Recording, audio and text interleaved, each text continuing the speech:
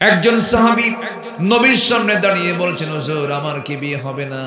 কেন, কি হয়েছে? বহু মেয়ে দেখলাম, বিয়ে হলো না, কোন সব বিয়ে ভেঙে যায়।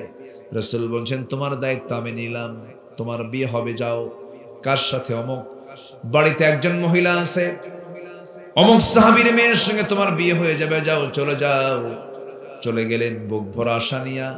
যাওয়ার আগ দিয়ে বলছেন, হুজুর বলবো কেমনে, আপনি একটা দলিল করে দেন, লিখে দেন, একটা চিঠি লিখে দেন।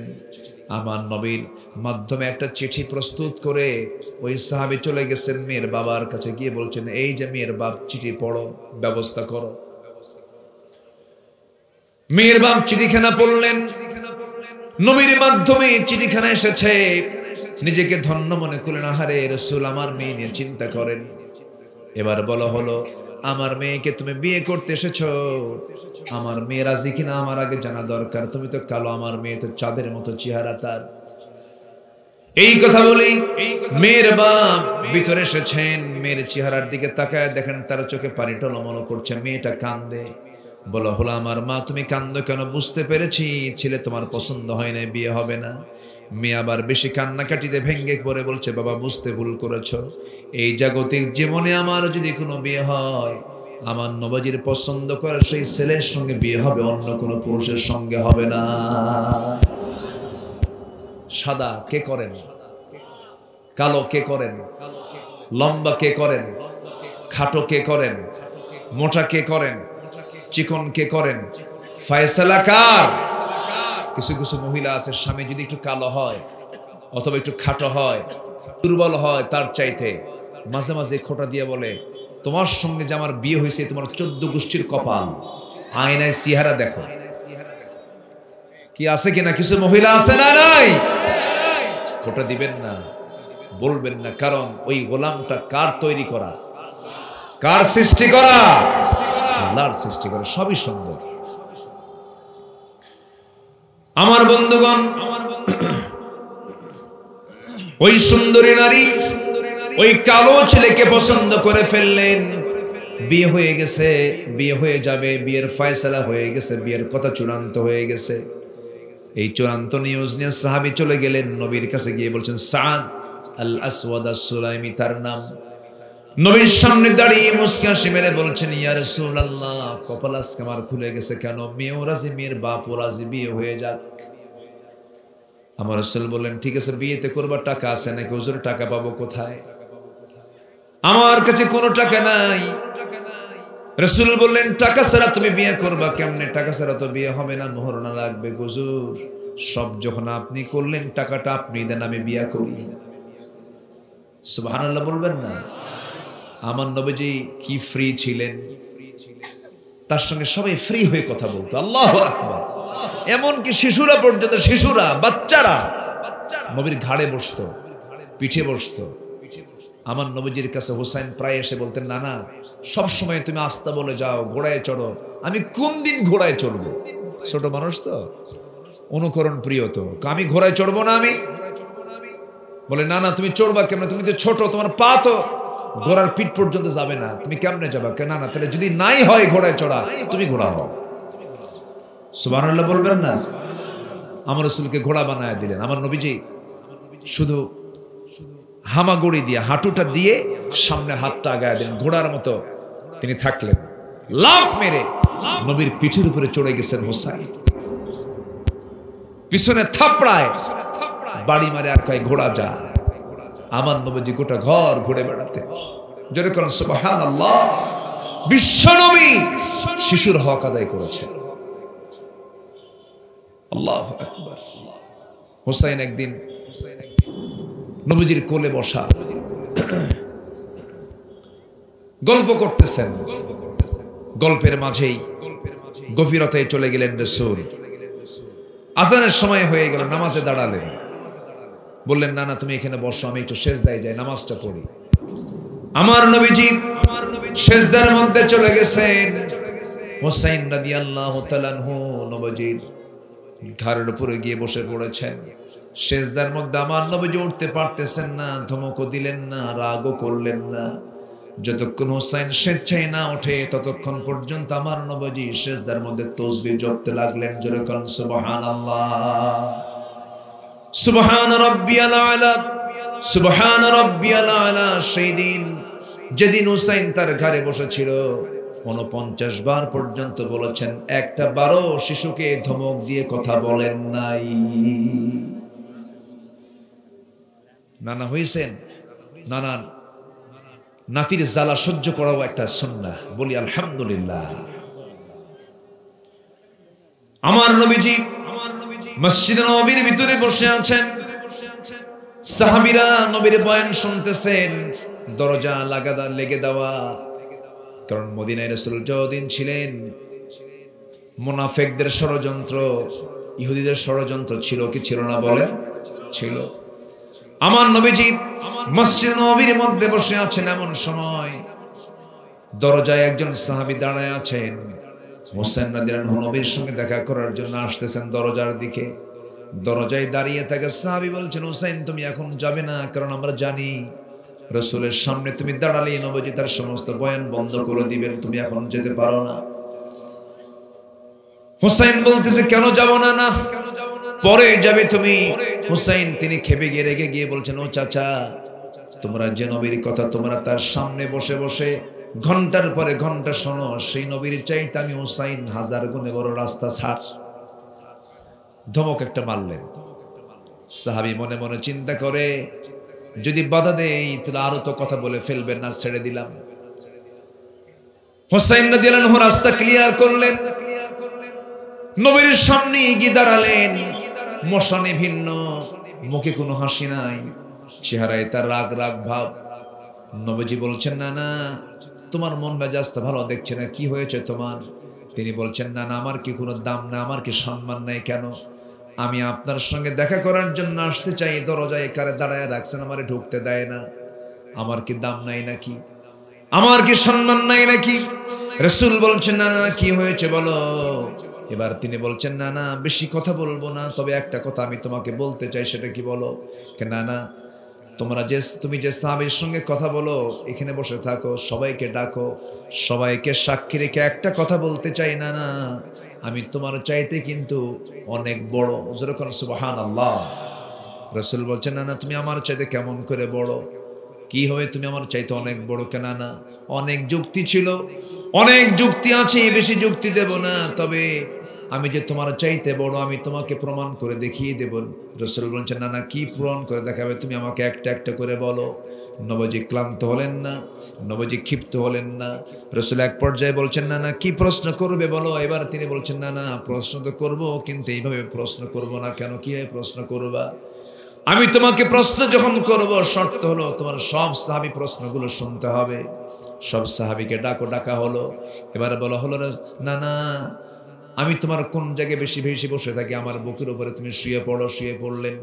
নবীর বুকের উপরে হোসেন বসে বলছে, না না, তোমাকে আমি 1 নাম্বার প্রশ্ন করতে চাই। না না, বলো তো তোমার মার নামটা কি? আমেনা। বাড়ি কোথায়? মদিনা। এতটুকুই পরিচয় শেষ। কিন্তু না, ও না না, তুমি তো নিঃসন্দেহে জানো আমার মার পরিচয়টা কি। আমার মা হলো তোমার কলিজার টুকরা ফাতিমা। তোমার কলিজার টুকরা ফাতিমা, জান্নাতীদের সমস্ত নমরীদের সর্দারিনী ফাতিমা। আমার মা ফাতিমাকে 1 পাল্লায় দাও। ও না না, তোমার মা খাদিজা, তোমার মা আমেনাকে 1 পাল্লায় দিয়ে দাও। আল্লাহর কসম করে বলছি, তোমার মা আমেনার চাইতে আমার মা ফাতিমা অনেকটাই বড়। জোরে কোন সুবহানাল্লাহ। আমার নবীজি মুস্কি মুস্কি হাসি মারলেন। এরপরে বলছেন, না না, আর কি প্রশ্ন করবি বল। এবার বলছেন, না না, বলুন তো আপনার বাবার নামটা কি? আব্দুল্লাহ। বাড়ি তার কোথায়? মক্কায়। আর কি আছে? আর তেমন কিছু নাই। এবার বলছে, না না, তুমি তো নিশ্চিত জানো আমার বাবার পরিচয়টা কি। আমার বাবা হলেন দুনিয়ার সমস্ত কাফের বেঈমানদের জন্য যাকে সিংহ করে পাঠানো হয়েছে, আসাদুল্লাহিল গালিব হযরতে আলী রাদিয়াল্লাহু তাআলা আনহু। এমন পিতা তো তোমার পিতা নয়। তোমার পিতা আব্দুল্লাহকে 1 পাল্লায় দিয়ে দাও, আমার পিতা আলীকে 1 পাল্লায় দিয়ে দাও। আল্লাহর কসম করে বলি, ও না না, সত্যি করে বলি, আমার বাবার ওজনটাই বেশি ভারী হয়ে যাবে। আমার নবীজি মুস্কি মুস্কি হাসি মারেন। কিন্তু অন্যদিকে তার চোখের কোনা বেয়ে বেয়ে চোখ দিয়ে পানি পড়ছে। এবার বলছে নানা রে আর কি প্রশ্ন করবে বলে, এবার বলছে নানা অনেক প্রশ্ন ছিল, শুধু লাস্ট একটা প্রশ্ন করবো নানা, বলো তো তোমার নানার পরিচয়টা কি? আমার রাসূল বললেন আমার নানার পরিচয় হলো ওহাব জোহরি তার নাম, বাড়ি তার কোথায়? মদিনায়। কি করতেন? ব্যবসা করতেন, এতটুকুই তার পরিচয় শেষ। কিন্তু নানা তুমি তো জানো আমার নানার পরিচয়টা কি? আমার নানা তো এমন নানা যে নানা পৃথিবীর কোনো মানুষের জন্য জুটবে না কখনো, পৃথিবীর কোনো মানুষ এমন নানাকে কখনো খুঁজে পাবে না। আমার নানা হলেন সর্বকালের সর্বযুগের সর্বশ্রেষ্ঠ মহামানব, যার সম্মান মর্যাদা আল্লাহর পরে সরওয়ারে কায়নাত মুহাম্মদ সাল্লাল্লাহু আলাইহি সাল্লাম আমার নানা হচ্ছেন এমন বড় নানা। আমার নানাকে এক পাল্লায় দিয়ে দাও, তোমার নানাকে এক পাল্লায় দিয়ে দাও, আল্লাহর কসম করে বলি আমার নানার ওজনটাই বেশি ভারী হয়ে যাবে। আমার নবীজি হোসেনকে কোলের মধ্যে নিলেন, মাথা থেকে পা পর্যন্ত প্রত্যেকটা জায়গায় চুমু দিয়ে ভরায় দিয়ে বলছে নানা রে আজকে তোর নানা হওয়ার পরেও আমি তোর, তুই আমার নাতি, তোর কাছে আমি যুক্তির খাতিরে হেরে গেলাম। জোরে কোন সুবহানাল্লাহ। সেই নবী আমার নবী, সেই রাসূলকে নিয়েও বাজে কথা বলেছে 16 বছর অনেক কুলাঙ্গারেরা। এর মধ্যে সবচাইতে বড় নরধম একটা আছে নিঝুম মজুমদার, ওর নাম এখন হারপিক না, বদমাইশ। মহান রব্বুল আলামিন আমাকে আপনাকে সৃষ্টির সেরা করে পাঠিয়েছেন। যত প্রাণীকুল আছে সমস্ত প্রাণীর মধ্যে, সমস্ত সৃষ্টির ভিতরে শ্রেষ্ঠ সৃষ্টি, শ্রেষ্ঠ মাখলুক হচ্ছে মানুষ, যাকে আল্লাহ তাআলা এত ইজ্জত এত সম্মান দিয়েছেন। পৃথিবীর কোন সৃষ্টিকে এত সম্মান দেওয়া হয়নি। কেন? কি জন্য? এর কারণ হচ্ছে পৃথিবীর সকল প্রাণীর মৃত্যুর মধ্য দিয়ে তার সকল কিছুর হিসাব শেষ হয়ে যাবে, কিন্তু জিন এবং ইনসান এই মানব মণ্ডলীর মৃত্যুর মধ্য দিয়ে তার নতুন জীবন শুরু হবে। আমি কি ভুল বলছি? নতুন জীবন শুরু হবে। আমাদের যদিও আমরা পড়াশোনা করেছি কাল দুই প্রকার, একটা কাল তিনটা, অতীত, বর্তমান, ভবিষ্যৎ, কিন্তু কাল কিন্তু মূলত তিনটা নয়, কাল মূলত হলো দুইটা, একটা ইহকাল আর একটা কি পরকাল। কোন কাল শ্রেষ্ঠ বলেন? ভালো করে বলেন, কোন কাল শ্রেষ্ঠ? পরকাল। মাহফিলে পরকাল, আর মাহফিল থেকে বের হলেই ইহকাল। আমি কি ভুল বলতেছি? তাই তো আজকে যদি আমরা যদি পরকালমুখী হৃদয় বানাতাম, অন্তত আমার দ্বারা কোনো বান্দার হক নষ্ট হতো না। আমি যদি পরকালমুখী হৃদয় বানাতাম, অন্তত আমার দ্বারা কোনো জুলুমের কাজ সংগঠিত হতো না। আমার হৃদয় যদি পরকালমুখী হতো, আমার কথায় আচরণে কোনো ব্যক্তির কষ্ট হতো না। এজন্য হৃদয়কে গড়তে হবে পরকালমুখী মানসিকতা দিয়ে। আমি আছি, চলে যাব, থাকার জন্য আসিনি, বাঁচার জন্য আসিনি, আমাকে সঠিক গন্তব্যে পৌঁছতে হবে। এই চিন্তা যার মধ্যে লালন হবে, সেই হবে পৃথিবীর সেরা মানুষ এবং আখিরাতেও সেরা মানুষ। একটা মানুষ ভালো হতে পারে দুনিয়ার চিন্তায় না আখিরাতের চিন্তায়? বলেন কিসের চিন্তায়? আখিরাতের চিন্তায়। আল্লাহ রাব্বুল আলামিন সুন্দর করে বলছেন, যুয়িনা লিন-নাসি হুব্বুশ শাহাওয়াতি মিনান নিসাই ওয়াল বানিনা ওয়াল কানাতিরিল মুকান্তারাতি মিনাদ যাহাবি ওয়াল ফিদ্দাহ والخيل المسومة والأنعام والحرث ذلك متاع الحياة الدنيا ওয়াল্লাহু ইনদাহু হুসনুল মাআব। জোরে বলুন আল্লাহু আকবার। এই দুনিয়ার জিন্দেগিতে তোমাদের জন্য যা কিছু আকর্ষণীয় করে দেওয়া হয়েছে, নারীকে আকর্ষণ করা হয়েছে, সন্তানাদিকে আকর্ষণ করে দেওয়া হয়েছে, এই যে আকর্ষণীয় জিনিসগুলো তোমার সামনে দেওয়া হয়েছে, একটা বিষয় মাথায় রাখবে, সবচেয়ে শ্রেষ্ঠ প্রত্যাবর্তন স্থল হলো কার কাছে ফিরে যাওয়া। কার কাছে ফিরে যাওয়া? Everybody must be face before the day of resurrection. প্রত্যেকটা মানুষকে মহান রবের দরবারে হাজিরা দিতেই হবে। পালাবেন কোথায়?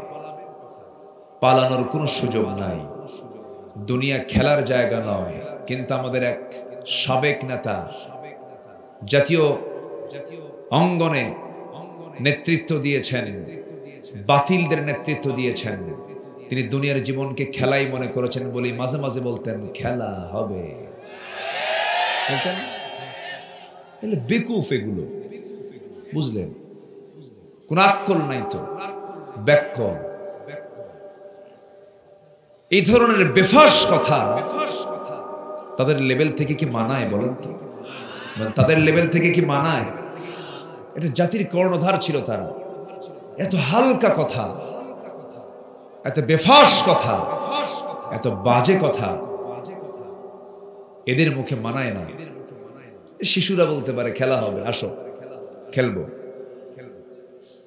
সম্মানিত ভাইয়েরা, কই খেলা তো কিছুই হলো না। এখন সে আছে কই? চতুর্থ আসমানে না আন্ডারগ্রাউন্ডে, আল্লাহ জানে। তবে হ্যাঁ, যা করেছে তারা, তার ফলাফল দিয়েছেন কে? আসতে বলবেন না কে? আল্লাহ আছেন, শোনেন, দেখেন, জানেন, বোঝেন। হাইরে কত মুরব্বী কত কি বলছে, আহারে না মরা ছাড়া উপায় নাই। বলছে না, না মরা পর্যন্ত পায় নাই। কই মরা তো লাগলো না। কি রোড ম্যাপ দিয়েছে 2041 বলছিল না 2041, 2024 নাই। এত মিথ্যা কথা বলতে পারে? আরে বাপরে বাপ। নির্বাচনের আগ দিয়ে বলল, যদি আপনারা আমাকে নির্বাচিত করেন মদিনার সনদে আমরা দেশ চালাবো। দেখেন, দেখছেন কথার সাইজ দেখছেন? মদিনার সনদে দেশ চালাবে, অথচ দলটা ইসলামী দল না। দলটা কি ইসলামী দল বলেন তো? তাহলে একটা অনিসলামী দলের একজন নেত্রী বলতেছে আমাকে নির্বাচিত করলে পরে মদিনার সনদে আমরা দেশ চালাবো। হ্যাঁ চালাইছে, চালায়নি তা নয়, চালাইছে মদিনার সনদে নয়, মোদির সনদে। ঠিক কিনা? জনগণ ধরে ফেলেছে, ধরে নাই?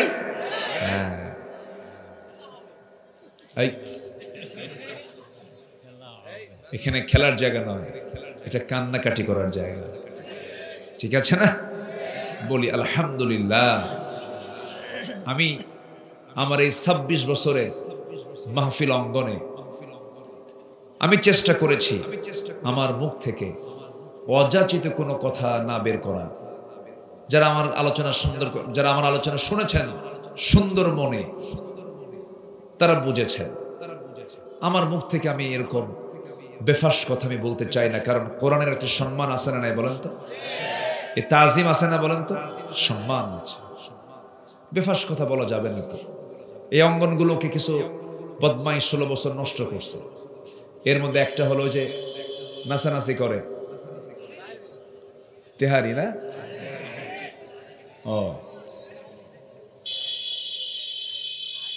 আল্লামা সৈয়দ কামাল উদ্দিন জাফরি হাফিজাহুল্লাহর মতো একজন বর্ষিয়ান বিশ্বনন্দিত আলেমদের বিরুদ্ধে কথা বলে। চিন্তা করছেন কত বড় বেয়াদব হলে এই জাতীয় কথা বলতে পারে?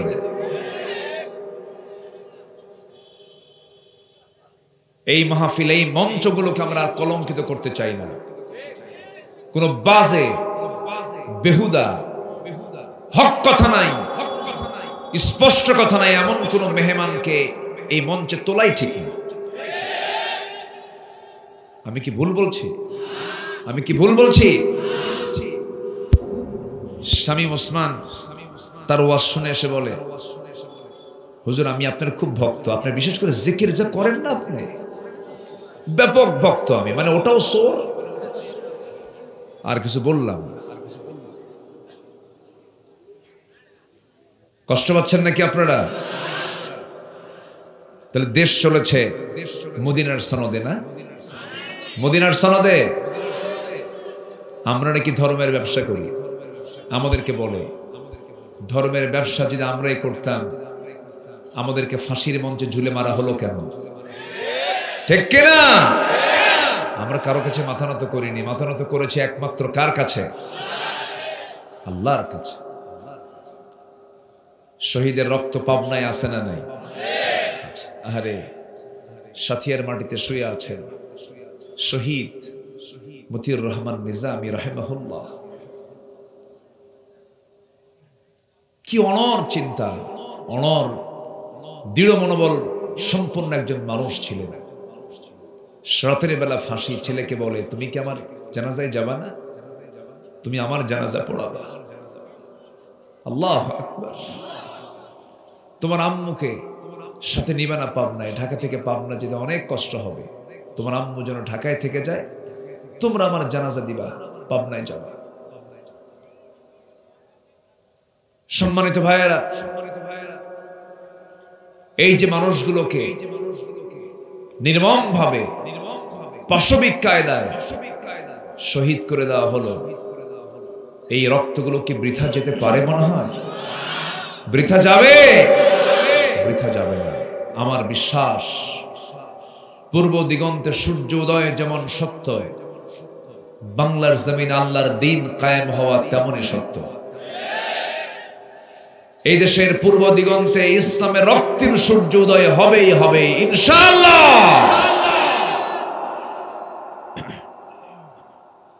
আমাদেরকে ধর্মের ব্যবসায়ী বলেন, অথচ মুখের দাড়ি ছিল সাদা, মাথার চুল ছিল সাদা, জামাটাও সাদা, পাজামাও সাদা, সাদায় সাদায় ফেরেশতা। সেই মাথার চুল কালো বানালো নিজেকে বাঁচানোর জন্য, দাড়ি কাইটা সাফ হয়ে গেল নিজে বাঁচার জন্য। নবীর মোহাব্বত থাকলে কি সে দাড়িতে খুর লাগাতে পারত? আসতে বলেন পারত? তাহলে সে কি সুন্নত রেখেছিল না ভান ধরেছিল? ব্যবসা কারা করে? কি কথা কি বুঝতেছেন? আচ্ছা, এরপরে পাজামা ছিল, পাজামা খুলে প্রমোশন হয়েছে, লুঙ্গি পড়ছে। পাঞ্জাবি খুইলা গেঞ্জি পড়ছে। দুই বন্ধু মিলে নৌকায় চড়ছে, নৌকার ভেড়ে নাই, ধরে ফেলেছে কোস্টগার্ড। বলতেছে আইনমন্ত্রীকে, স্যার চিনছে আপনাকে, উপায় নেই, চলেন থানায় যেতে হবে। আইনমন্ত্রীকে আমি একা যাব? আমি তো একা আসিনি, আমি তো জামাতের সাথে আসছি। কিসের সাথে? হ্যাঁ, উপায় নাই তো। তো বলতেছে ওই লোকটা কে? আইনমন্ত্রী বলে তোমরা চেনো নাই? না চিনি নাই তো। ভালো করে দেখো, কেন মাথার চুল কালো দেখা যায়, মুখে দাড়িও নাই, লুঙ্গি পরা লোকটা কে? ওটা কি তরকারি বেচে নাকি? ভালো করে দেখো, ওটাই দরবেশ। সম্মানিত ভাইয়ের, একটা জালিম জালিমকে ছাড়ে না, আর একটা ইমানদারকে যখন বলা হয় ওই ইমানদার লোকটা কোথায়, জীবন দেয় বলে দেয় না। এটাই হলো মুমিন এবং জালিমের তফাৎ। আমার বন্ধুগণ, অনেক কথা আছে, আস্তে আস্তে করে বলবো। সূরা বাকারা থেকে আমি কিছু তেলাওয়াত করেছি, 59, 60 এই দুইটা আয়াত আমি তেলাওয়াত করেছি। আল্লাহ রাব্বুল আলামিন তিনি নিজে লানত করেন, 10 শ্রেণীর উপরে লানত করেছেন, 10 প্রকার ব্যক্তির উপরে লানত করেছেন। আল্লাহ যদি কারো প্রতি অভিসম্পাত করেন, সেই ব্যক্তির কোনো নাজাত হবে না। আর আল্লাহ যদি কারো প্রতি রহমত করেন, তার প্রতি কেউ গজব দেওয়ার কোনো সুযোগও পাবে না। কোনো ক্ষতি তারা করতে পারবে না। আল্লাহ বলছেন, বান্দারে তোর প্রতি আমি লানত করি 10টার সময়। নাম্বার 1 হলো فهل عسيتم إن توليتم أن تفسدوا في الأرض وتقطعوا أرحامكم أولئك الذين لعنهم الله فأصمهم وأعمى أبصارهم সূরা মুহাম্মদ আয়াত নম্বর 22-23। এই জমিনে যারা বিপর্যয় সৃষ্টি করবে এবং আত্মীয়তার বন্ধন যারা ছিন্ন করবে, এই সমস্ত অপরাধের কারণে জমিনে ফাসাদ সৃষ্টি করার কারণে আল্লাহ রাব্বুল আলামিন নিজে জানিয়ে দিচ্ছেন, ওই সমস্ত বান্দার উপরে আমি আল্লাহ রাব্বুল আলামিন লানত নাজিল করি, লানত বর্ষণ করে। জোরে বলেন নাউযুবিল্লাহ। আমার দেশে কি ফিতনা সৃষ্টি হয়েছে? বিপর্যয় সৃষ্টি হয়েছে? আল্লামা সাইদির মতো মানুষকে তারা আসামি বানাইছে। চিন্তা করা যায়? কোনো সমস্যা, কোনো অসুবিধা নাই তো? বলি আলহামদুলিল্লাহ। প্রচন্ড কুয়াশা, চতুর্দিকে কুয়াশাচ্ছন্ন, তবে মাহফিল কমিটি অনেক সুন্দর করে আজকের মাহফিলকে সাজিয়েছেন। বরাবরই তারা সাজান। বিশেষ করে আমার সুলাইমান ভাই, উনি আছেন নাকি? যে আমার সুলাইমান ভাইয়ের যে রুচি, তার যে ক্লাসিক্যাল চিন্তা, মাশাআল্লাহ। আমি যখন ঢুকতেছিলাম, এক একটা গেট পার হচ্ছিলাম, কোরআনকে কি সুন্দর করে সাজিয়েছেন তিনি। প্রতিটি গেট, প্রতিটি গাছ বিভিন্ন আলোকসজ্জায় তিনি সজ্জিত করেছেন। এটা পৃথিবীর কোনো হালকা কোনো জিনিসকে সাজান নাই, তিনি কোরআনটাকে সুন্দর করে সাজিয়ে নিয়েছেন। বলি আলহামদুলিল্লাহ। এই মাহফিলগুলো দীর্ঘদিন যাবত অনেক জায়গায় করতে দেওয়া হয়নি। জানেন না আপনারা? 2013 সালে 14 সালে আমি লাস্ট দারুল আমান ট্রাস্ট আমি আসতে পেরেছিলাম। 2014, 11, 12, 13, 14, 4 বছর। 4 বছরের 10টি প্রোগ্রাম এবং সাথে মহিলা সমাবেশ, এই 14টি প্রোগ্রাম আমি দারুল আমান ট্রাস্টে করতে পেরেছি। এরপর আর ফেরেশতারা আমাকে আসতে দেয় নাই। বুঝলেন? আমার এমপি ফোন দিয়া কয়, হুজুর আপনি পাবনায় আসবেন না, পাবনা কিন্তু আমার। দেখছেন কথার সাইজ? দেখছেন? পাবনা ওর, জমিন কার? জমিন কার? ছাত্ররা বলল কোঠা প্রথা বাতিল করতে হবে, কোঠা মানি না। জবাবে একটা দায়িত্বের পদে থাকা ব্যক্তি বলতেছে, রাজাকারের নাতিপুতিরা চাকরি পাবে? কে জবাব? কে দিয়েছেন জবাব? কে দিয়েছেন? অহংকার করবেন না, জুলুম করবেন না, একদম মুহূর্তের মধ্যে মাটিতে মিশায় পিশায় মারবেন। তিনি কে? আল্লাহ তাআলা। অহংকার করা যাবে না। অহংকার ঢুকেছে যার ভিতরে, ভাবতে হবে তার পতনটা খুব ত্বরান্বিত হচ্ছে, সে যে কোনো মুহূর্তেই শেষ হয়ে যাবে। আমরা অহংকার করব না। জোরে বলি ইনশাআল্লাহ। আর জোরে বলি ইনশাআল্লাহ। অহংকার করার যোগ্যতা একমাত্র কার? কে অহংকার দেখাতে পারেন? আল্লাহ। তার অহংকার করা মানায়। আপনি কিসের অহংকার করবেন? আপনি ঠিক কিনা?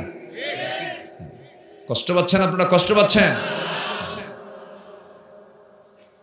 কি জুলুমগুলো করেছে, কি দোষ ছিল আমাদের বলেন তো? কত মাহফিলে যে হামলা হয়েছে, কত মাহফিলে যে আমাদেরকে ধরে নিয়ে যাওয়া হয়েছে, এর হিসাব নাই। 2018 সালের দিকে মামলা তো শুরু হয়েছে 2000 সাল থেকে।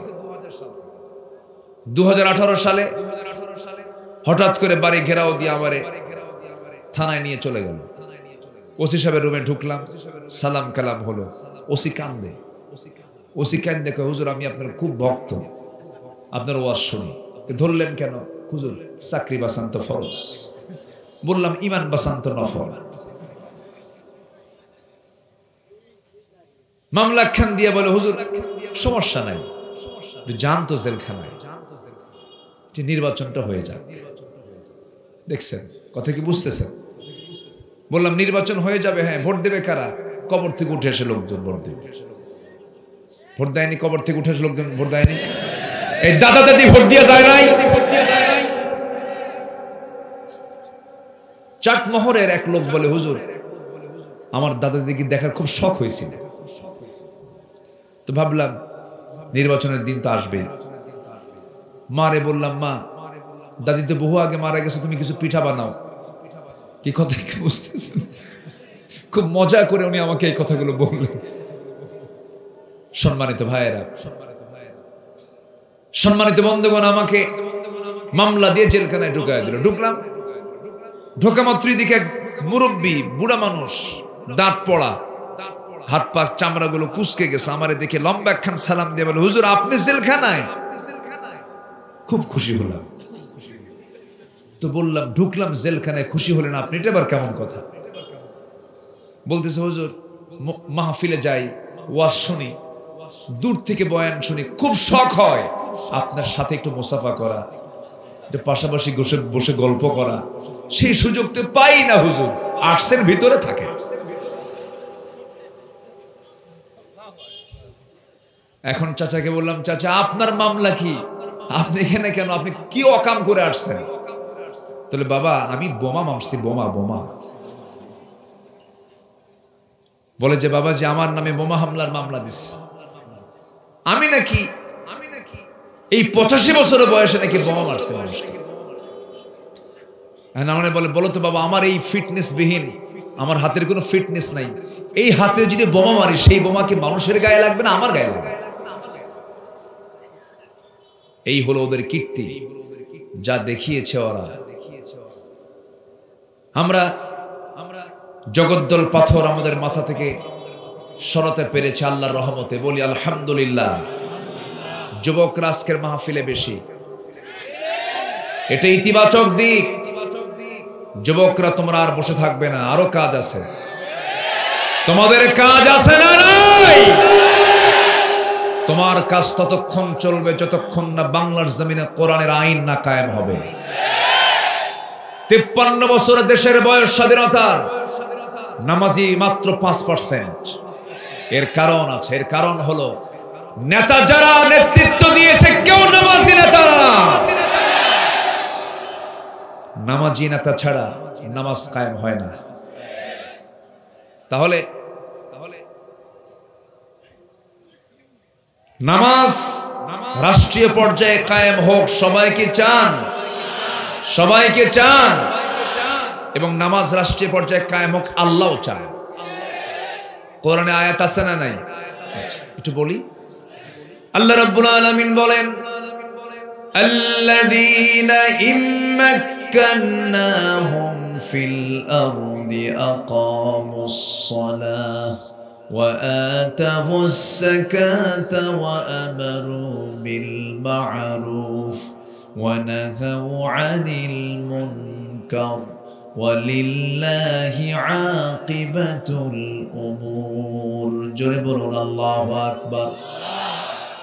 দুনিয়ার জিন্দেগিতে আমি যাদেরকে রাষ্ট্রীয় ক্ষমতা দিয়ে দেব, তারা ক্ষমতা পেলেই 4 দফা সমাজে চালু করে দিবেন, রাষ্ট্রে 4 দফা তারা বাস্তবায়ন করবেন।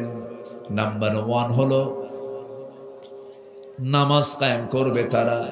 নাম্বার 2 হলো যাকাত তারা আদায় করবে, যাকাত কায়েম করবে তারা। সৎ কাজের আদেশ দিবে, অসৎ কাজের বাধা দেবে।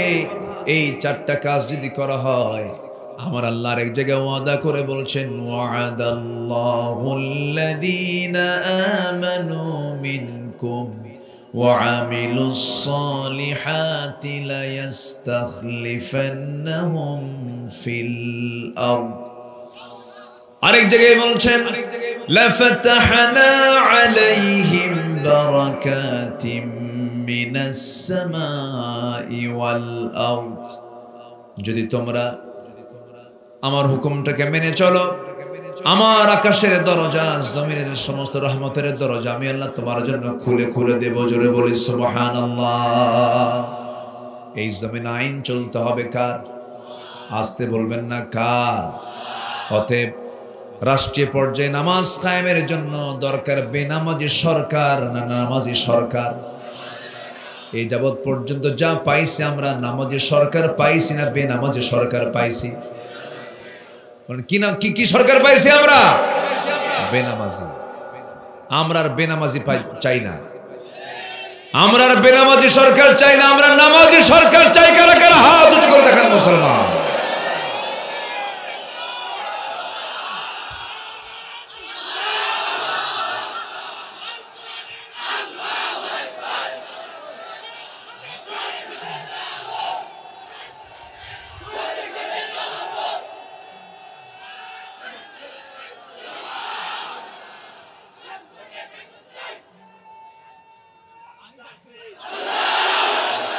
আল্লাহ কবুল করুন, জোরে বলে আমিন। আল্লাহ 10টা শ্রেণীর উপরে লানত করেন। 1 নম্বর হলো যারা ফাসাদ সৃষ্টি করে। যারা কি সৃষ্টি করে? ফাসাদ। লানত পড়ে নাই? আরেকজন বিচারপতি শামসুদ্দিন মানিক, কালা বলার দরকার নাই, আল্লাহ কালা বানায় দিছে। আরে এর মুখে কোনো হাসি পায়নি কোনোদিন, জানেন? হাসে না, মুখের মধ্যে কোনো হাসিই নাই।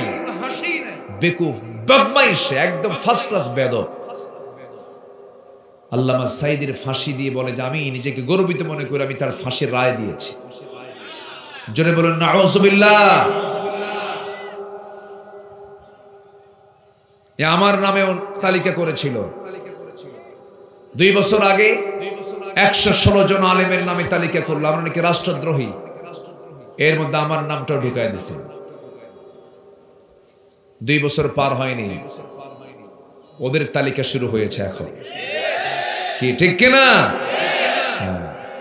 ওদের তালিকা শুরু হয়ে গেছে। পালাতে চাইলো সিলেট দিয়া, সিলেটবাসী খুব ভালো আপ্যায়ন করেছে, খুব মেহমানদারি করেছে, কোর্টে ঢুকতে নিয়েছে, বিসি শুদ্ধ আউট করে দিছে।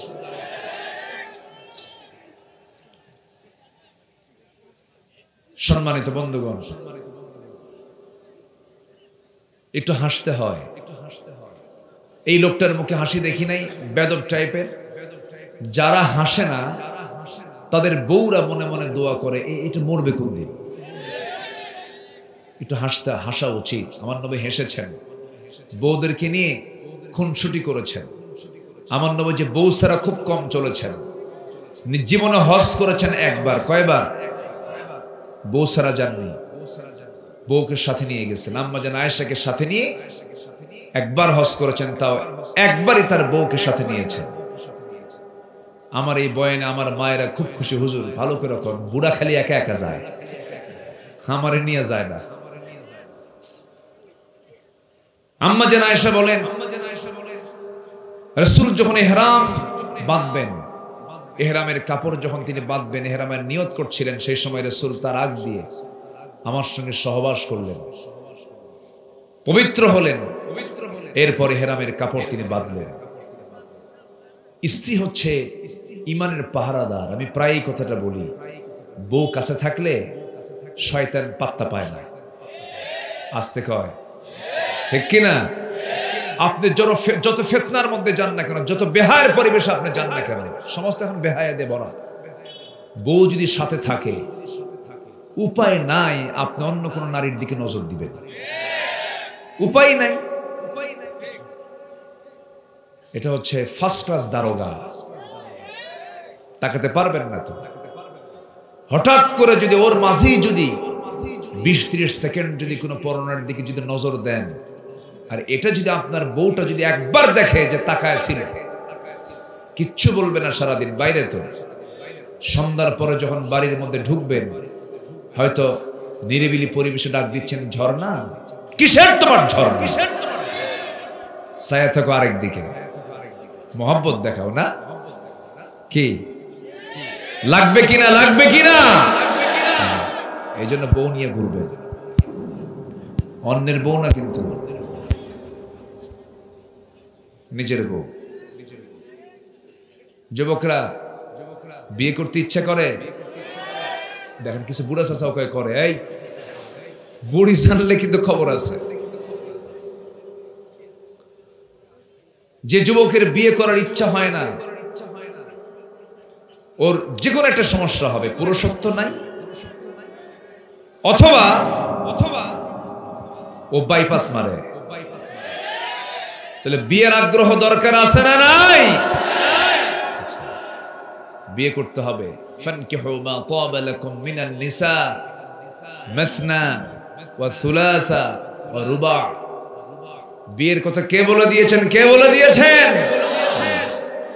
এক সাহাবী বিয়ে করতে চান, বিয়ে হয় না, খালি বিয়ে ভেঙে যায়। এরকম হয় না? হয় না? খালি বিয়ে ভাঙে।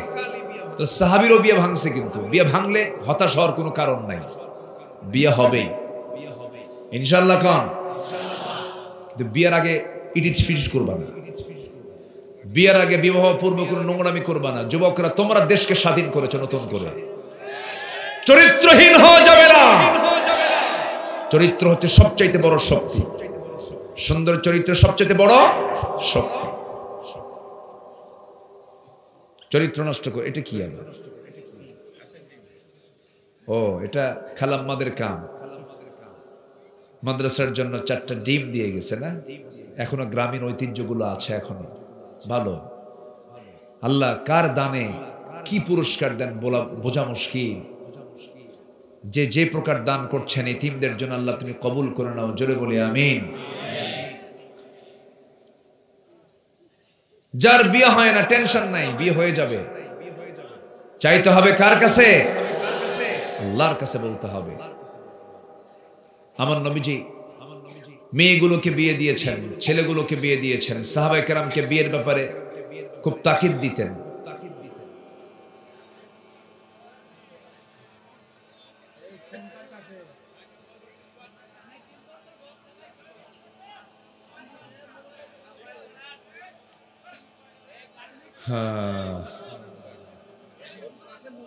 মেশিনের সাথেই আছে মনে হয় না? হ্যাঁ, দেখছেন সবাই কিন্তু ইঞ্জিনিয়ার। তাড়াতাড়ি সরাই দেন, এই ফোন বাজলে এটা আওয়াজটা আসে। ফোন তো একটা বিশাল বিড়ম্বনা, বুঝলেন? রাত 3টার দিকে একদিন দেখি ফোন দিছে আমাকে একজন, ফোন দিয়ে বলে, হুজুর আমি আপনার ওয়াজ শুনে কাঁদতেছি। তো কান্দেন কেন হুজুর? ওয়াজ শুনে আর থাকতে পারলাম না, চোখে পানি চলে। হুজুর দোয়া করে বলেন তো, রাত 3টার দিকে ঘুমন্ত অবস্থায় কি দোয়া হয়? তো রাগ করি নাই, বললাম যে না, দোয়া করলাম। আরেকদিন এরকম গভীর রাত্রে আমার পাশে বউ শুয়ে আছে, একজন ফোন দিছে, মহিলা কণ্ঠ। তো ফোন দিয়ে বলে, কি করছো তুমি? আমি তো বড় বিপদে পড়ে গেলাম, বড় মুসিবতে পড়ে গেলাম, যে এটা আবার কি হলো, আমি তো চিনি না তাকে। তো পাশে তো দারোগা শুয়ে আছে, মানে এখন বলাও মুশকিল, কিচ্ছু করতে পারতেছি না। শেষ পর্যন্ত বললাম, আপনি কে? ভাক্কা করো। আমি তো আরো অবাক হয়ে যাচ্ছি, ভাবতেছি এখানে তো কোন একটা নাম্বারে ভুল হয়েছে, ভুল করে কোথাও একটা নাম্বারে আসছে। তো বললাম, প্লিজ আপনি নাম্বারটা চেক করেন, অনেক রাত তো, ভুল করতেছেন, আবার ফাজলামি করো। মহা মুশকিলে পড়ে গেলাম। শেষে আমি তাকে বোঝাতে সক্ষম হলাম যে আসলেই সে রং নাম্বারে ফোন দিয়েছে। আবার দেখবেন নামাজের ভিতরে হঠাৎ করে রিং বেজে ওঠে। আমাদের মোবাইলটা হয়ে গেছে যদিও প্রয়োজনীয়, কিন্তু উপকারের চাইতে ক্ষতির দিকই আজকে ব্যবহার হচ্ছে বেশি। এজন্য মোবাইল ব্যবহার করা যাবে কি যাবে না এমন প্রশ্ন আসলে আমি বলি, যে মোবাইলকে চালাতে পারে সে মোবাইল ব্যবহার করবে, আর মোবাইল যাকে চালায় তার ব্যবহার করা জায়েজ নাই। কি কথা ক্লিয়ার? দেখেন না যে ভেজাল লাগলো এতক্ষণ, মসজিদও লাগে, ইমাম সাহেব সূরা পড়তেছে, এইদিকে গান বাজতেছে, কি যে মুশকিল। আল্লাহ তুমি ফিতনা থেকে বাঁচাও, জোরে বলি আমিন। মোবাইল ব্যবহার করেন, কিন্তু এটাকে নিয়ন্ত্রণ রেখে চলতে হবে। জিকির কমে গেছে আজকে, জানেন? জিকির নাই, নামাজের পরে বসে বসে দোয়াগুলো এগুলো নাই। মোবাইল মানুষকে চরম ব্যস্ত বানায় ফেলেছে। আল্লাহ সকল ক্ষতি থেকে আমাদেরকে হেফাজত করুন, জোরে বলি আল্লাহুম্মা আমিন। সম্মানিত ভাইয়েরা, তাহলে আমরা কি আল্লাহর রহমত চাই না লানত চাই? রহমত চাই না লানত চাই? রহমত চাই। তাহলে 10টা লানত থেকে আমরা বাঁচবো, 2টা কেবল বলেছে, আরো 8টা পড়ে আছে। ওইদিকে একটু কথা বলছিলাম যুবকদেরকে নিয়ে। যুবকরা, বিবাহ পূর্ব কোন সম্পর্ক কারোর সঙ্গে গড়া যাবে, ওয়ালা মুত্তাখিদি আখদান ওয়ালা মুত্তাখিদাতি আখদান, এগুলো করা যাবে না। গোপন গোপন কোন নোংরামি চলবে না। বিয়ার আগে কি প্রেম হয়? আস্তে কয়, বিয়ার আগে কি প্রেম? এটার নাম প্রেম হতে পারে? বিয়ার আগে যা হয় প্রেম হয় না, জেনা হয়। জোরে বলো, প্রেম হয় না জেনা হয়? বিয়ার পরে প্রেম হয়।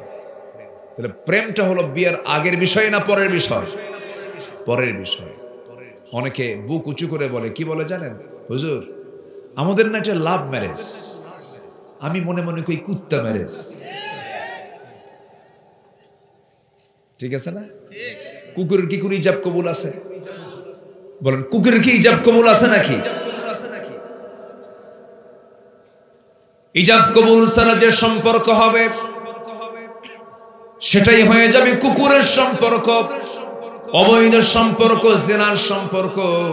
যুবকরা নোংরামিতে যাবে না, গাছের গোড়ায় গোড়ায় বসবে না, জোড়ায় জোড়ায় বসবে না, গার্লস স্কুলের সামনে গিয়ে তিমের মতো বসে থাকবে না, লস প্রজেক্ট এগুলো মনোযোগ দিবা না।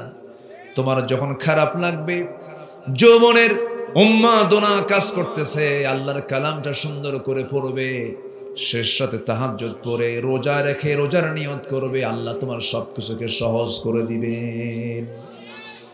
একজন সাহাবী নবীর সামনে দাঁড়িয়ে বলছেন, হুজুর, আমার কি বিয়ে হবে না? কেন, কি হয়েছে? বহু মেয়ে দেখলাম, বিয়ে হলো না, কোন সব বিয়ে ভেঙে যায়। রাসূল বলছেন, তোমার দায়িত্ব আমি নিলাম, তোমার বিয়ে হবে, যাও। কার সাথে? অমুক বাড়িতে একজন মহিলা আছে, অমুক সাহাবীর মেয়ের সঙ্গে তোমার বিয়ে হয়ে যাবে, যাও, চলে যাও। চলে গেলেন বুক ভরা আশা নিয়া। যাওয়ার আগ দিয়ে বলছেন, হুজুর, বলবো কেমনে? আপনি একটা দলিল করে দেন, লিখে দেন, একটা চিঠি লিখে দেন। আমার নবীর মাধ্যমে একটা চিঠি প্রস্তুত করে ওই সাহাবী চলে গেছেন মেয়ের বাবার কাছে, গিয়ে বলছেন, এই যে মেয়ের বাপ, চিঠি পড়ো, ব্যবস্থা করো। মেয়ের বাপ চিঠিখানা পড়লেন, নবীর মাধ্যমে চিঠিখানা এসেছে। নিজেকে ধন্য মনে করলেন, আহারে রাসূল আমার মেয়ে নিয়ে চিন্তা করেন। এবার বলা হলো, আমার মেয়েকে তুমি বিয়ে করতে এসেছো, আমার মেয়ে রাজি কিনা আমার আগে জানা দরকার। তুমি তো কালো, আমার মেয়ে তো চাঁদের মতো চেহারা তার। এই কথা বলি মেয়ের বাপ ভিতরে এসেছেন, মেয়ের চেহারার দিকে তাকায় দেখেন তার চোখে পানি টলমল করছে, মেয়েটা কান্দে। বলা হলো, আমার মা, তুমি কান্দো কেন? বুঝতে পেরেছি ছেলে তোমার পছন্দ হয় না, বিয়ে হবে না। মেয়ে আবার বেশি কান্নাকাটিতে ভেঙ্গে পড়ে বলছে, বাবা, বুঝতে ভুল করেছো। এই জাগতিক জীবনে আমার যদি কোনো বিয়ে হয়, আমার নবীর পছন্দ করা সেই ছেলের সঙ্গে বিয়ে হবে, অন্য কোনো পুরুষের সঙ্গে হবে না। সাদা কে করেন? কালো কে করেন? লম্বা কে করেন? খাটো কে করেন? মোটা কে করেন? চিকন কে করেন? ফয়সালা কার? কিছু কিছু মহিলা আছে, স্বামী যদি একটু কালো হয় অথবা একটু খাটো হয়, দুর্বল হয়, তার চাইতে মাঝে মাঝে খোঁটা দিয়ে বলে, তোমার সঙ্গে যে আমার বিয়ে হয়েছে তোমার 14 গোষ্ঠীর কপাল, আয়নায় চেহারা দেখো। কি আছে কিনা? কিছু মহিলা আছে না? নাই? খোঁটা দিবেন না, বলবেন না, কারণ ওই গোলামটা কার তৈরি করা? কার সৃষ্টি করা? আল্লাহর সৃষ্টি করা। সবই সুন্দর। আমার বন্ধুগণ, ওই সুন্দরী নারী ওই কালো ছেলেকে পছন্দ করে ফেললেন। বিয়ে হয়ে গেছে, বিয়ে হয়ে যাবে, বিয়ের ফয়সালা হয়ে গেছে, বিয়ের কথা চূড়ান্ত হয়ে গেছে। এই চূড়ান্ত নিউজ নিয়ে সাহাবী চলে গেলেন নবীর কাছে, গিয়ে বলছেন, সাদ আল আসওয়াদ আস-সুলাইমি তার নাম। নবীর সামনে দাঁড়িয়ে মুস্কি হাসি মেরে বলছেন, ইয়া রাসূলুল্লাহ, কপাল আজকে আমার খুলে গেছে। কেন? মেয়েও রাজি, মেয়ের বাপও রাজি, বিয়ে হয়ে যাক। আমার রাসূল বললেন, ঠিক আছে, বিয়েতে করবার টাকা আছে নাকি? হুজুর, টাকা পাবো কোথায়? আমার কাছে কোনো টাকা নাই। রাসূল বললেন, টাকা ছাড়া তুমি বিয়ে করবা কেমনে? টাকা ছাড়া তো বিয়ে হবে না, মোহরনা লাগবে। হুজুর, সব যখন আপনি করলেন, টাকাটা আপনি দেন, আমি বিয়ে করি। সুবহানাল্লাহ বলবেন না? আমার নবীজি কি ফ্রি ছিলেন, তার সঙ্গে সবাই ফ্রি হয়ে কথা বলতো। আল্লাহু আকবার। এমনকি শিশুরা পর্যন্ত, শিশুরা, বাচ্চারা নবীর ঘাড়ে বসতো, পিঠে বসতো। আমার নবীজির কাছে হুসাইন প্রায় এসে বলতেন, না না, সব সময় তুমি আস্তা বলে যাও, ঘোড়ায় চড়ো, আমি কোন দিন ঘোড়ায় চড়বো? ছোট মানুষ তো, অনুকরণ প্রিয় তো, আমি ঘোড়ায় চড়বো না। আমি বলে, না না, তুমি চড়বা কেমনে? তুমি তো ছোট, তোমার পা তো ঘোড়ার পিঠ পর্যন্ত যাবে না, তুমি কেমনে যাবা? না না, তাহলে যদি নাই হয় ঘোড়ায় চড়া, তুমি ঘোড়া হও। সুবহানাল্লাহ বলবেন না? আমার রাসূলকে ঘোড়া বানায় দিলেন। আমার নবীজি শুধু হামাগুড়ি দিয়ে, হাঁটুটা দিয়ে সামনে হাতটা আগায় দিলেন, ঘোড়ার মতো তিনি থাকলেন। লাফ মেরে নবীর পিঠের উপরে চড়ে গেছেন হুসাইন। পিছনে থাপড়ায় বাড়ি মারে আর কয়, ঘোড়া যা। আমার নবীজি গোটা ঘর ঘুরে বেড়াতে। জোরে করেন সুবহানাল্লাহ। বিশ্বনবী শিশুর হক আদায় করেছে। আল্লাহু আকবার। হুসাইন একদিন নবীজির কোলে বসা, গল্প করতেছেন। গল্পের মাঝেই গভীরতায় চলে গেলেন রাসূল। আজানের সময় হয়ে গেল, নামাজে দাঁড়ালেন। বললেন, না না, তুমি এখানে বসো, আমি একটু সিজদায় যাই, নামাজটা পড়ি। আমার নবীজি সিজদার মধ্যে চলে গেছেন। হুসাইন রাদিয়াল্লাহু তাআলা আনহু নবীজির ঘাড়ের উপরে গিয়ে বসে পড়েছেন। সিজদার মধ্যে আমার নবীজি উঠতে পারতেছেন না, ধমকও দিলেন না, রাগও করলেন না। যতক্ষণ হুসাইন স্বেচ্ছায় না ওঠে, ততক্ষণ পর্যন্ত আমার নবীজি সিজদার মধ্যে তাসবিহ জপতে লাগলেন। জোরে কোন সুবহানাল্লাহ। সুবহান রাব্বিয়াল আলা, সুবহান রাব্বিয়াল আলা। সেই দিন যেদিন হুসাইন তার ঘাড়ে বসেছিল, 49 বার পর্যন্ত বলেছেন, একটা বারো শিশুকে ধমক দিয়ে কথা বলেন নাই। নানা হয়েছেন, নানা নাতির জ্বালা সহ্য করাও একটা সুন্নাহ। বলি আলহামদুলিল্লাহ। আমার নবীজি মসজিদে নববীর ভিতরে বসে আছেন। সাহাবীরা নবীর বয়ান শুনতেছেন। দরজা লেগে দেওয়া, কারণ মদিনায় রাসূল যতদিন ছিলেন, মুনাফিকদের ষড়যন্ত্র, ইহুদিদের ষড়যন্ত্র ছিল কি ছিল না বলেন? ছিল। আমার নবীজি মসজিদ নববীর মধ্যে বসে আছেন। এমন সময় দরজায় একজন সাহাবী দাঁড়ায় আছেন। হুসাইন রাদিয়াল্লাহু আনহু নবীর সঙ্গে দেখা করার জন্য আসতেছেন দরজার দিকে। দরজায় দাঁড়িয়ে থাকা সাহাবী বলছেন, হুসাইন তুমি এখন যাবে না, কারণ আমরা জানি রাসূলের সামনে তুমি দাঁড়ালেই নবীজি তার সমস্ত বয়ান বন্ধ করে দিবেন, তুমি এখন যেতে পারো না। হুসাইন বলতেছে, কেন যাব না? না, পরে যাবে তুমি। হুসাইন তিনি খেপে গিয়ে রেগে গিয়ে বলছেন, ও চাচা, তোমরা যে নবীর কথা তোমরা তার সামনে বসে বসে ঘন্টার পরে ঘন্টা শোনো, সেই নবীর চাইতে আমি হুসাইন 1000 গুণে বড় রাস্তা ছাড়। ধমক একটা মারলেন। সাহাবী মনে মনে চিন্তা করে, যদি বাধা দেই তাহলে আরো তো কথা বলে ফেলবেন, না, ছেড়ে দিলাম। হুসাইন রাদিয়াল্লাহু আনহু রাস্তা ক্লিয়ার করলেন, নবীর সামনে গিয়ে দাঁড়ালেন। মশানে ভিন্ন, মুখে কোনো হাসি নাই, চেহারায় তার রাগ রাগ ভাব। নবীজি বলছেন, না না, তোমার মন মেজাজ তো ভালো দেখছে না, কি হয়েছে তোমার? তিনি বলছেন, না না, আমার কি কোনো দাম না, আমার কি সম্মান নাই? কেন? আমি আপনার সঙ্গে দেখা করার জন্য আসতে চাই, দরজায় কারে দাঁড়ায় রাখছেন, আমারে ঢুকতে দেয় না। আমার কি দাম নাই নাকি? আমার কি সম্মান নাই নাকি? রাসূল বলছেন, না না, কি হয়েছে বলো। এবার তিনি বলছেন, না না, বেশি কথা বলবো না, তবে একটা কথা আমি তোমাকে বলতে চাই, সেটা কি বলো? না না, তুমি যে সাহাবীর সঙ্গে কথা বলো, এখানে বসে থাকো, সবাইকে ডাকো, সবাইকে সাক্ষী রেখে একটা কথা বলতে চাই। না না, আমি তোমার চাইতে কিন্তু অনেক বড়। যেরকম সুবহানাল্লাহ। রাসূল বলছেন, না না, তুমি আমার চাইতে কেমন করে বড়? কি হবে তুমি আমার চাইতে অনেক বড়? কেন? না, অনেক যুক্তি ছিল, অনেক যুক্তি আছে, বেশি যুক্তি দেব না, তবে আমি যে তোমার চাইতে বড়, আমি তোমাকে প্রমাণ করে দেখিয়ে দেব। রাসূল বলছেন, না না, কি প্রমাণ করে দেখাবে, তুমি আমাকে একটা একটা করে বলো।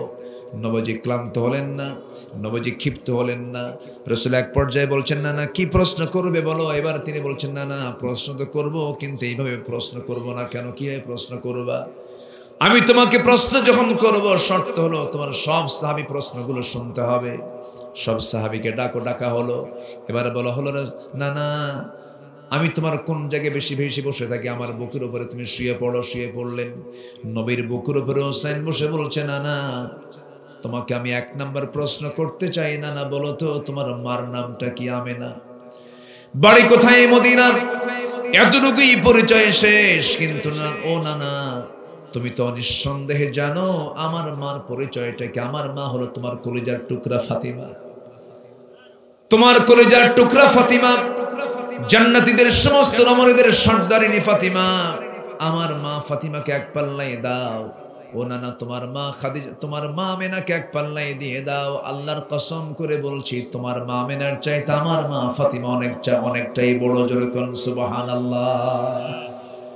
আমার নবীজি মুস্কি মুস্কি হাসি মারলেন। এরপরে বলছেন, না না, আর কি প্রশ্ন করবি বল।